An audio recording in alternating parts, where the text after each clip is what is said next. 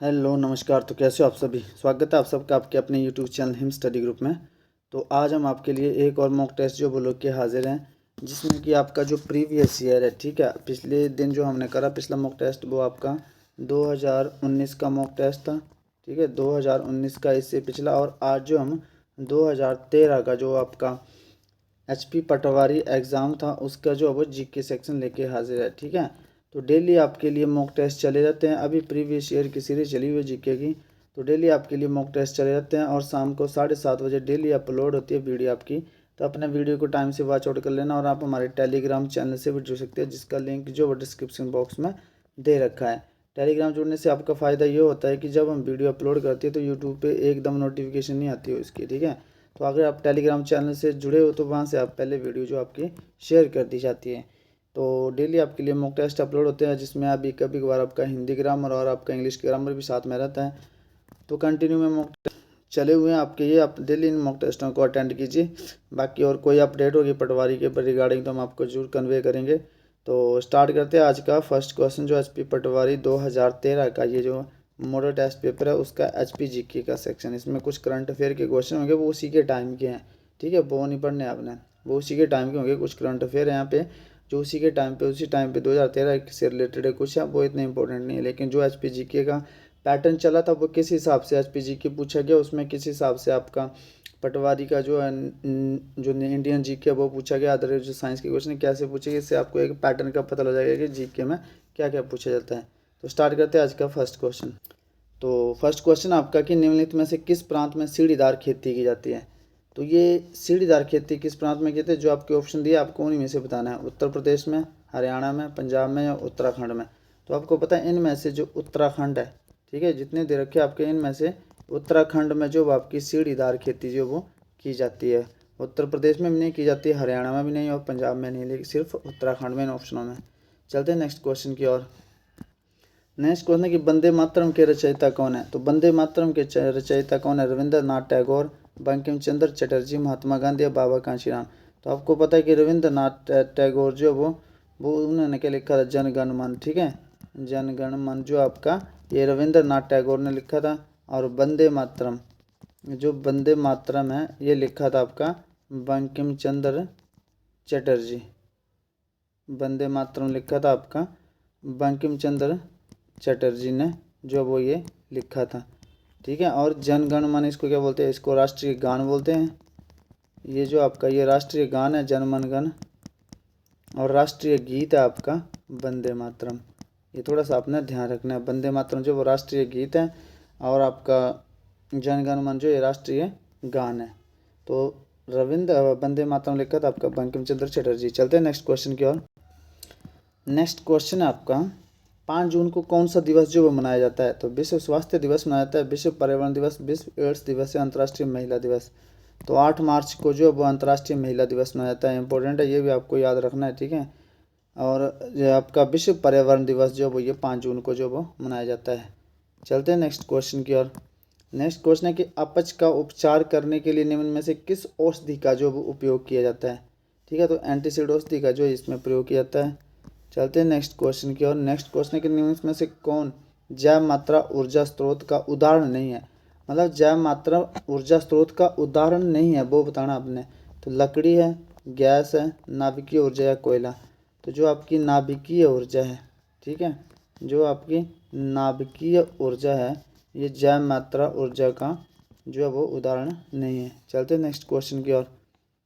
Next question आपका कि सरदार सरोवर बांध कौन सी नदी पर जो वो निर्मित है।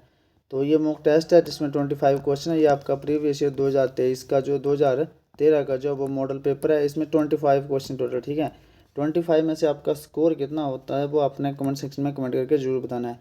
इससे आपको अपनी तैयारी का लग जाएगा पता कि प्रीवियस ईयर का आपने कितना स्टडी करा है, क्योंकि कहीं ना कहीं जो प्रीवियस ईयर का वो मैटर करता है आपके आने वाले एग्जाम के ऊपर।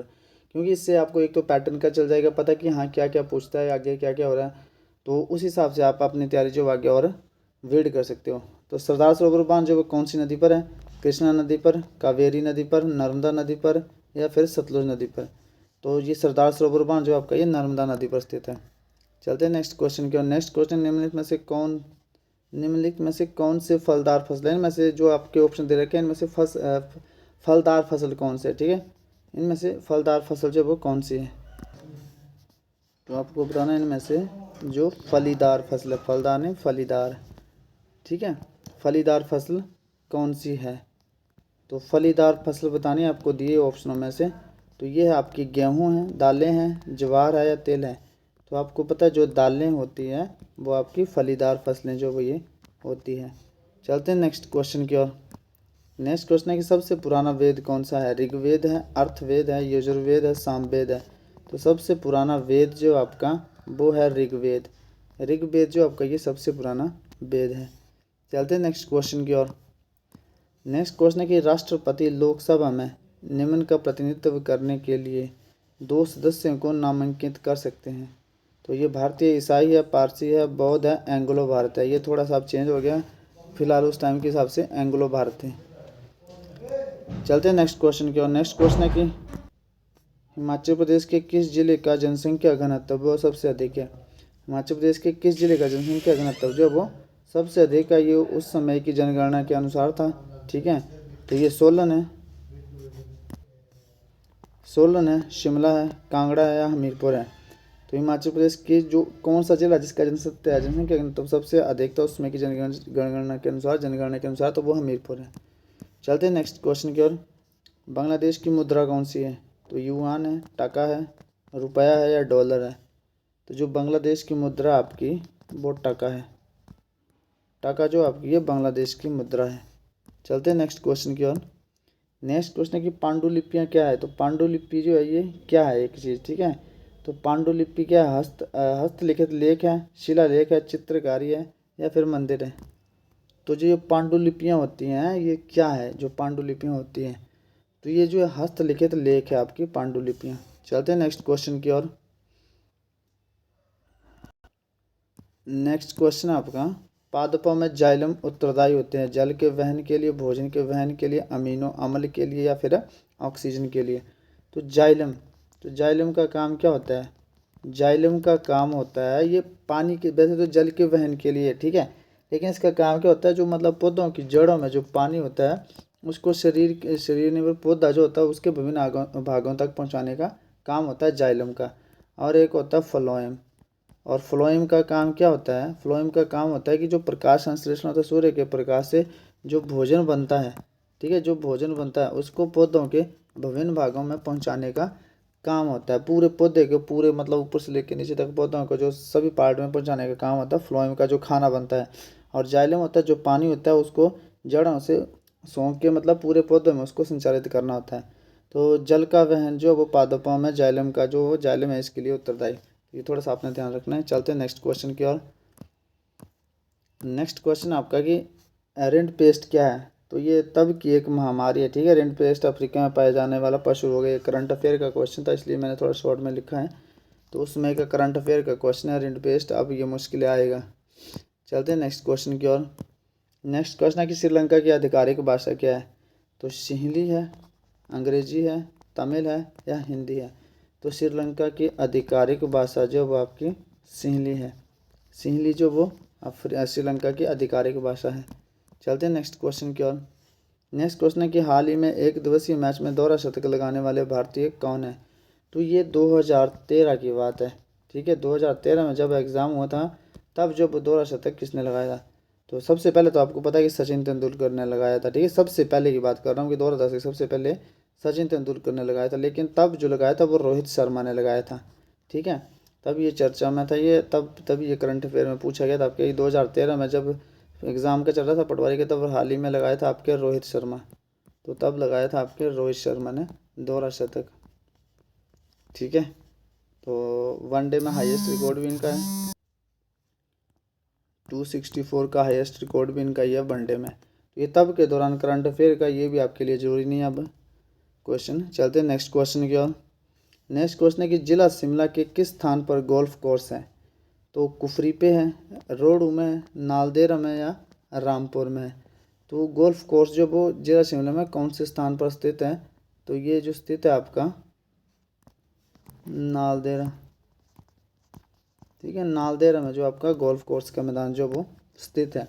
चलते हैं नेक्स्ट क्वेश्चन की ओर। नेक्स्ट क्वेश्चन आपका कि इनमें से कौन सी टिप्पणी जो वो प्राकृतिक वनस्पति जात प्राणी जात के ह्रास का सही कारण जो वो नहीं है, सही कारण नहीं है। तो कृषि प्रसार, बड़े पैमाने पर विकास परियोजनाएं, पशु संचारण और ईंधन संग्रह, या तेजी से औद्योगिकरण और शहरीकरण। तो जो सही कारण नहीं है किसके, जो आपका वनस्पति जात और प्राणी जात के ह्रास का, तो वो पशु चारण और ईंधन संग्रह, मतलब पशुओं को चराना और लकड़ियाँ एकत्रित करना, ये सही कारण नहीं है, बाकी सारे हैं। चलते हैं नेक्स्ट क्वेश्चन की ओर। नेक्स्ट क्वेश्चन है कि किस गोरखा कमांडर ने 1805 में कांगड़ा पर आक्रमण किया था। तो ये अमर सिंह थापा थे, राज बहादुर सिंह, राम सिंह थापा या प्रमुख सभी। तो आप सबको पता होगा ये थे आपके अमर सिंह थापा। ठीक है, अमर सिंह थापा थे ये। चलते हैं नेक्स्ट क्वेश्चन की ओर। नेक्स्ट क्वेश्चन आपका कि नेपोलियन बोनापार्ट संबंधित था किससे, फ्रांस से, ऑस्ट्रेलिया से, भारत से या जर्मनी से। तो ऑस्ट्रेलिया बोनापार्ट जो नेपोलियन बोनापार्ट संबंधित था आपका फ्रांस से। चलते हैं नेक्स्ट क्वेश्चन की ओर। तो हिस्ट्री में पूछा गया था एक आध क्वेश्चन, और हेड क्वार्टर से आपके एक न एक क्वेश्चन सभी आपके जितने भी एग्जाम हुए सब में से पूछा गया। ठीक है, हेड क्वार्टर में सबसे में से या इंडिया के हेड क्वार्टर पूछ लिया गया, या फिर वर्ल्ड के हेड क्वार्टर जो इम्पोर्टेंट है मोस्ट, ठीक है, वो पूछेगा। लेकिन हेड क्वार्टर से आपका क्वेश्चन जो वो जरूर बनता है हर एग्ज़ाम, हर आपके पटवारी के एग्ज़ाम में जितने भी हुए हैं। संयुक्त राष्ट्र संघ का मुख्यालय कहाँ स्थित है। तो ये न्यूयॉर्क में, शिकागो में, सैन फ्रांसिस्को में या पेरिस में। तो संयुक्त राष्ट्र संघ का मुख्यालय जो वो न्यूयॉर्क में स्थित है। चलते हैं नेक्स्ट क्वेश्चन की ओर। नेक्स्ट क्वेश्चन है कि मनुष्य में ब्रेक एक तंत्र का भाग है जो संबंधित है किससे, पोषण से, उत्सर्जन से, श्वसन से या परिवहन से। तो मनुष्य में ब्रेक ये जो वो एक उत्सर्जन का भाग है जो संबंधित है किससे। तो मतलब किडनी का काम क्या होता है, उत्सर्जित करता है, मलमूत्र का उत्सर्जन करना। बात तो किडनी का काम के बारे में बात करिए, तो ये उत्सर्जन से संबंधित है।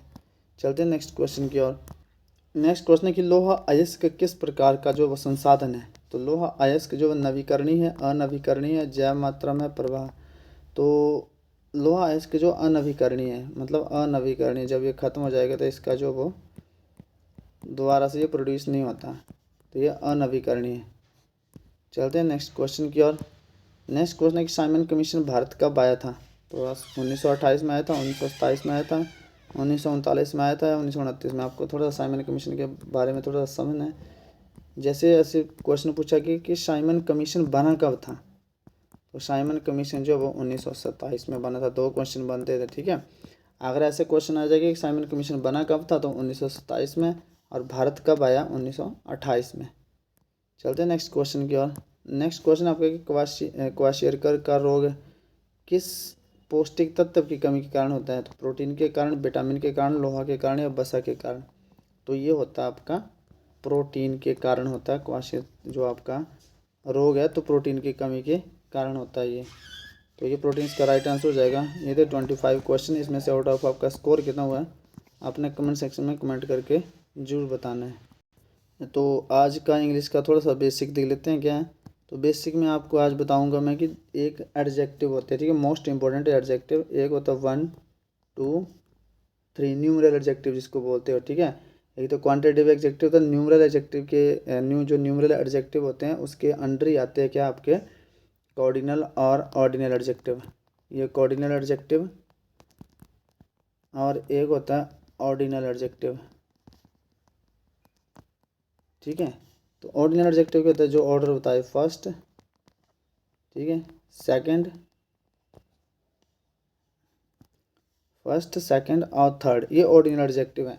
तो इसका बताने का कारण ये है कि जब भी आपका कॉर्डिनल एडजेक्टिव आए, जैसे गिनती में आए कोई, ठीक है, तो आप आर्टिकल का यूज़ नहीं करेंगे। लेकिन जब भी आपका ऑर्डिनल एडजेक्टिव आए जो ऑर्डर बताए, तो आप आर्टिकल द का यूज़ करेंगे। जैसे मैं बोलता हूँ this is the first batch, this is the first batch, ठीक है, this is the first batch, this is the second batch. तो ये होते हैं ऑर्डरिंग का, मतलब इस एडजेक्टिव का काम ये होता है कि जहाँ भी आपका ऑर्डिनल एडजेक्टिव आ जाए उससे पहले आप आर्टिकल द का यूज़ करेंगे, और जहाँ पे कार्डिनल आ जाए वहाँ पर आपका कोई आर्टिकल जो आपका जो है यूज़ नहीं होगा। This is the first batch of my class, ठीक है, this is the first batch of my class. तो ये आपको आगे होगा समझ। बस इतना सा एक थोड़ा सा बताना था कि जो फर्स्ट सेकंड थर्ड आ जाए इसको बोलते हैं ऑर्डिनल एडजेक्टिव। इससे पहले आप आर्टिकल द का यूज़ करेंगे और सिंपल गिनती आ जाए, सिंपल काउंटिंग आ जाएगी तो आप जो भी किसी प्रकार के आर्टिकल का यूज़ जो वो नहीं करेंगे। ठीक है, तो ये था आपका आज का सेशन। आई होप आपको सेशन पसंद आया होगा। तो मिलते हैं नेक्स्ट सेशन में, तब तक के लिए जय हिंद जय भारत।